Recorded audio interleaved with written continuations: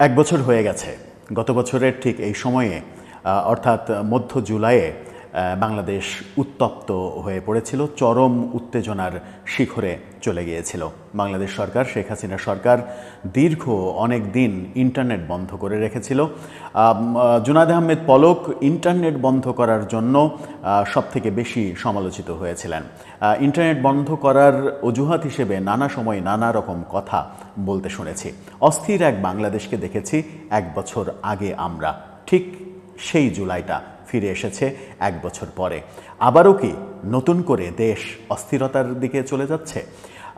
আমরা গত বছর জুলাই আগস্টে আওয়ামী লীগের বিরুদ্ধে, আওয়ামী লীগ সরকারে ছিল, 15.5 বছর তারা ক্ষমতায় ছিল, সেই আওয়ামী লীগের বিরুদ্ধে একটা বড় আন্দোলন দেখেছি, যে আন্দোলনটা কোটা আন্দোলন থেকে একেবারে শেষ পর্যায়ে গিয়ে আগস্টের 3 তারিখে গিয়ে এক দফায় রূপান্তরিত হলো। এক দফায় রূপান্তরিত হওয়ার পরে একদিন স্টে করতে পেরেছে সরকারের পতন হয়েছে।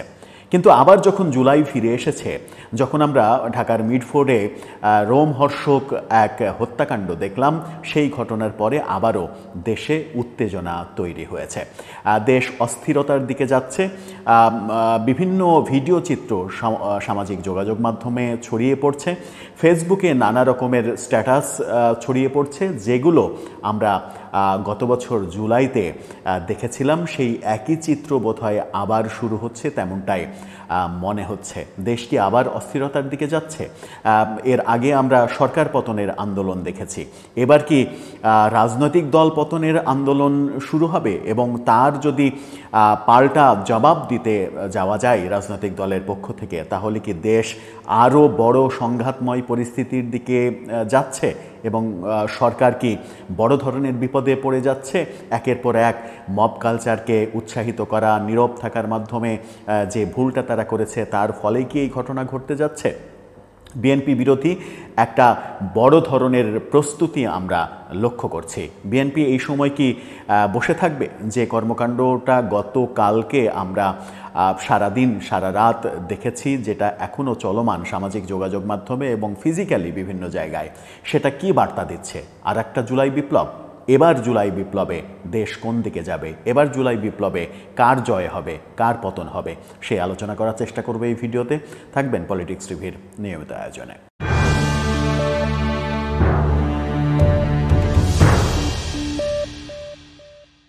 দর্শক, পলিটিক্স টিভির নিয়মিত ভিডিওগুলো স্পন্সর করছে প্রজাপতি.টিভি, নতুন ওটিটি প্ল্যাটফর্ম।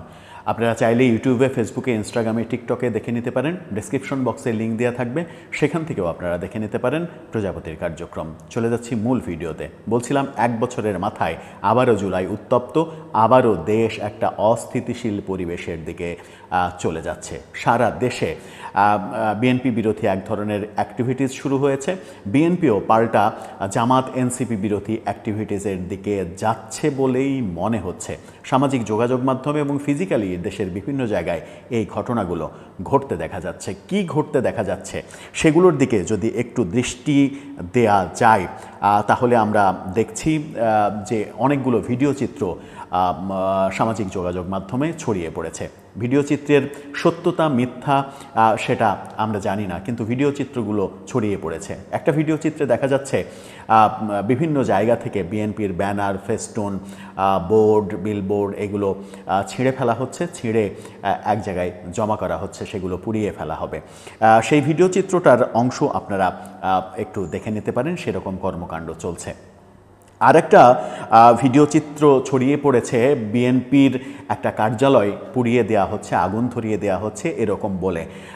সেই ভিডিও চিত্রটি কি গতকালকের, আজকের, নাকি সেই ভিডিও চিত্রটি আগের অন্য কোনো সময়ের, সেটা কেউ উল্লেখ করছে না। কিন্তু এই ভিডিও চিত্র নিয়ে সামাজিক যোগাযোগ মাধ্যমে এক ধরনের খেলা শুরু হয়েছে। সেখানে দেখা যাচ্ছে বিএনপির একটি কার্যালয়ে আগুন। গত বছর জুলাই আগস্টেও আমরা দেখেছি নানা অপতথ্য ছড়িয়ে পড়েছিল। আবারও কি সেরকম অপতথ্য ছড়াচ্ছে, নাকি সত্যি সত্যি এই ঘটনাগুলো ঘটছে? এটা একটা বড় বিষয়। আবার আমরা যদি সামাজিক যোগাযোগ মাধ্যমের দিকে তাকাই, তাহলে সামাজিক যোগাযোগ মাধ্যমে ভয়াবহ পরিস্থিতি লক্ষ্য করা যাচ্ছে। কিছু ভিডিও চিত্র ছড়িয়ে পড়েছে যেখানে এনসিপি জামাতের সমর্থনকারী পরিচয়ে বিএনপিকে গালিগালাজ করা হচ্ছে, বিএনপির পতন নিশ্চিত করা হবে এমনটা বলা হচ্ছে। সাবেক প্রেসিডেন্ট জিয়াউর রহমানের ছবির ওপরে পা দেওয়ার ভিডিও চিত্র ছড়িয়ে পড়েছে। আমরা দেখছি বিএনপির পরিচয় দিচ্ছে এমন ভিডিও চিত্রও ছড়িয়ে পড়েছে। সেখানে বলা হচ্ছে যে আপনারা জানেন নিশ্চয়ই যে গতকালকে রাতে বিএনপির কেন্দ্রীয় কার্যালয়ের সামনে 3টি ককটেল বিস্ফোরণের ঘটনা ঘটেছে, ককটেল ফোটানো হয়েছে। সেটাকে কেন্দ্র করে বিভিন্ন ভিডিও চিত্র ছড়িয়ে পড়ছে এবং একজনকে সেখানে বলতে শোনা গেল যে বিএনপির বিরুদ্ধে এ ধরনের কাজকাম করে কোনো লাভ হবে না, এই সরকার যে এই কাজ করছে এটা স্পষ্ট এবং এই সরকারকে আমরাই বসিয়েছি, এই সরকারকে ফেলে দিতে আমাদের 10 মিনিটও সময় লাগবে না। ব্যক্তিগুলোকে আমরা বিতর্কিত করতে চাই না কিংবা তাদেরকে বিপদে ফেলতে চাই না বলে সেগুলো আমরা সামনে আনলাম না, কিন্তু যাদের পরিচয়, যারা ওপেন পরিচয় দিয়েই ব্যাপারগুলো করছে সামাজিক যোগাযোগ মাধ্যমে, পোস্টের মাধ্যমে তারা পরিচয় গোপন করছে না, সামাজিক যোগাযোগ মাধ্যমে লেখালেখি করছে, তাদের ব্যাপারে একটু কথা বোধহয় বলাই দরকার যে এই ধরনের কর্মকাণ্ড দেশকে স্থিতিশীলতার দিকে নেবে নাকি আবার অস্থির পরিবেশের দিকে নিয়ে যাবে। এনসিপি নেতা আহনাফ জামান তিনি ফেসবুকে একটা পোস্ট দিয়েছেন, ভয়াবহ পোস্ট, যেটাকে কেন্দ্র করে যুবদলের সংবাদ সম্মেলন করে আনুষ্ঠানিকভাবে এটার প্রতিবাদ জানানো হয়েছে এবং এটার নিন্দা জানানো হয়েছে। তিনি সেখানে লিখছেন, পুরান ঢাকার ঘটনায় অর্থাৎ মিডফোর্টে যে ঘটনা ঘটেছে, পুরান ঢাকার ঘটনায় ইশরাক যদি শেল্টার দিতে চেয়ে থাকে, ইশরাক হোসেনকে ট্যাগ করে লেখা হয়েছে, তাহলে তোমার লাশ আমরা কুত্তা দিয়ে খাওয়াবো, তোমার মরা বাপ কবর থেকে উঠে আসলেও লাভ হবে না। এই ধরনের বিভৎস পোস্ট আমরা দেখছি যেগুলো কোনোভাবেই শোভনীয় নয়। এই কর্মকাণ্ডগুলো আগামীতে বড় ধরনের ভোগান্তি বয়ে আনবে দেশের। আমরা দেখছি যে ভেড়ামারায় স্বেচ্ছাসেবক দলের নেতার বাড়িতে আগুনের ঘটনা ঘটেছে গত রাতে। এই গণমাধ্যমের এই খবরটা আপনারা দেখে নিতে পারেন, সেখানে আগুনের খবর ছড়িয়ে পড়ছে। এছাড়া আরও যে ঘটনাগুলো ঘটেছে সেটা হচ্ছে যে 2টি ফেসবুক পোস্ট ভয়াবহ তথ্য দিচ্ছে, যে ফেসবুক পোস্ট 2টি সামাজিক যোগাযোগ মাধ্যমে ভাইরাল হয়ে গেছে। যে ধরনের ফেসবুক পোস্ট গত বছরের জুলাই আগস্টে আমরা দেখেছিলাম, বিশেষ করে আগস্টের ঠিক আগ মুহূর্তে গণভবন দখল করার পরে কিভাবে লুটপাট করা হবে, কিভাবে কে কোনটা নেবে, কেউ নেবে এটা কেউ নেবে ওটা, আগে থেকে বুক দেয়া হচ্ছিল যেভাবে সামাজিক যোগাযোগ মাধ্যমে, ঠিক একই নেচার আমরা এখনও দেখছি। যেখানে একটা পোস্টে লেখা হচ্ছে, আপনারা দেখে নিতে পারেন, সেখানে লেখা হচ্ছে, খালেদা জিয়ার সব শাড়ি আর মেকআপ আইটেমগুলো আমি নেব, আগেই বলে দিলাম। আরেকটা জায়গায় বলা হচ্ছে, সেই একই ব্যক্তি একজন আরেকজনকে ট্যাগ করছে, সেখানে বলছে, আগেই বলে দিতেছি বিএনপির বিরুদ্ধে আন্দোলন হলে খালেদার সব শাড়ি কিন্তু আমার বউয়ের। এই যখন এত নোংরা অবস্থা, আর একটা পোস্ট, একটা পেজ থেকে একটা পোস্ট দেয়া হয়েছে তারেক রহমানের ছবি এবং তার বিড়ালের ছবি নিয়ে। সেখানে বলা হয়েছে, পরে কিন্তু আর এটা নিয়ে মারামারি করতে পারবা না, আগেই বলে দিলাম তারেক রহমানের বিড়াল আমি নেব।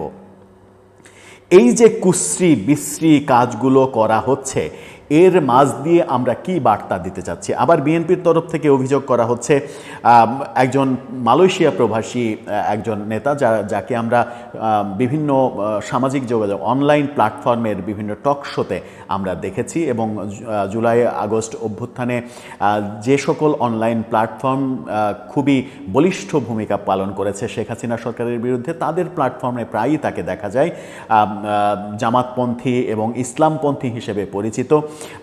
সেই লোকটি ফয়জুল হক, মালয়েশিয়া প্রবাসী, তিনি নিজেকে বিএনপির সহ সমাজ কল্যাণ সম্পাদক হিসেবে দাবি করে বিএনপি থেকে পদত্যাগের নাটক করেছেন।